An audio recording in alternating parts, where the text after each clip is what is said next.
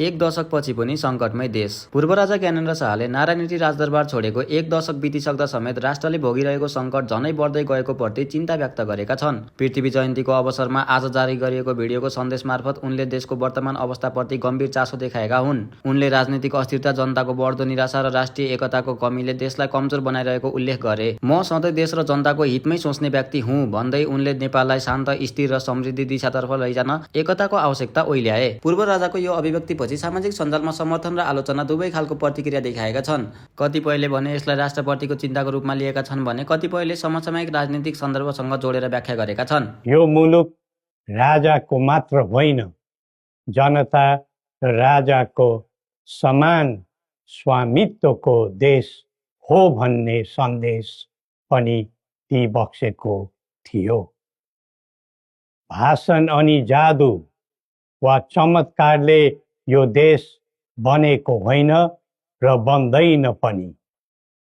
सबै जात, धर्म र क्षेत्रका नेपालीको साझा प्रतिनिधिका रूपमा काम गरेको राज संस्था जनताले सुम्पेको जिम्मेवारीबाट विमुख हुनै सक्दैन।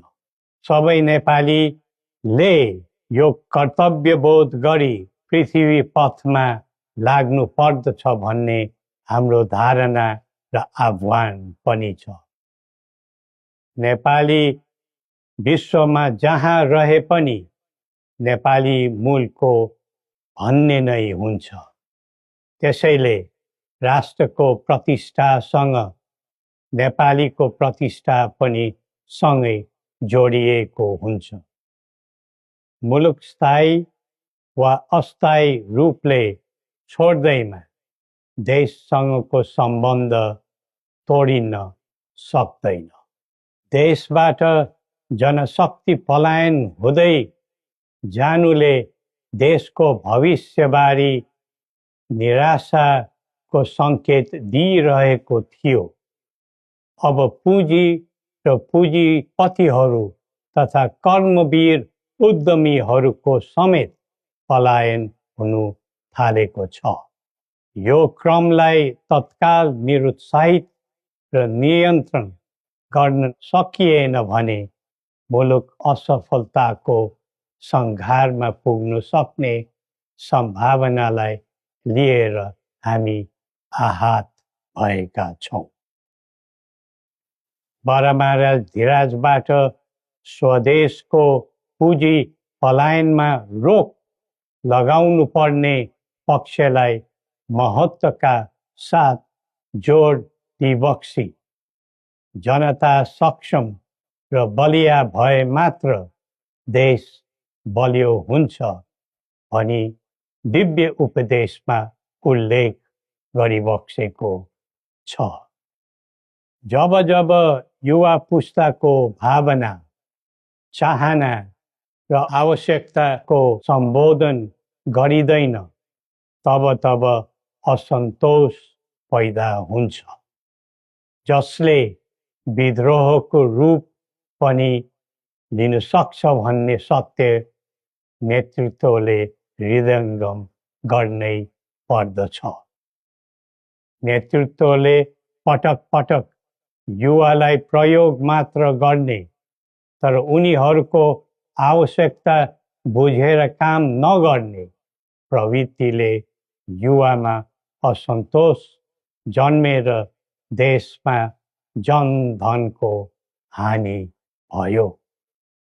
जसरी भविष्यका कर्णधारहरूको ज्यान गयो त्यसले सबैलाई स्तब्ध बनाएको छ। युवाहरूमा भ्रष्टाचारप्रति असहिष्णुता र आइटी प्रतिस्पर्धामा अग्रताको जोश देखिनु उज्जवल भविष्यको सङ्केत हुन्। तर उन्नतिको गन्तव्यमा राजनीति चुक्यो भने अल्छीको सपना मात्र बन्न जान्छ। स्वचालित व्यक्तिले राष्ट्रको हित खोज्दै जान्छ, परिचालित व्यक्तिले अर्काको मित खोज्दै हिँड्छ।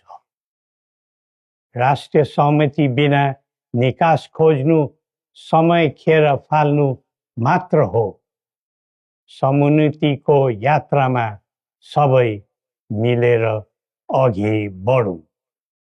नेपालको संवेदनशील अवस्था र बदलिँदो भू-राजनीतिक परिस्थितिलाई बुझ्न नसक्दा हामी मित्र राष्ट्रहरूको विश्वास र भरोसा गुमाउने अवस्थामा पुगेका छौँ। असन्तुलित बन्दै गइरहेको परराष्ट्र नीति र व्यवहारले राष्ट्रिय हितमा गम्भीर असर पुगिरहेको समयमा दिव्य उपदेश र बौद्धिक दृष्टिकोणहरूको महत्त्व अझ बढ्दै गएको छ।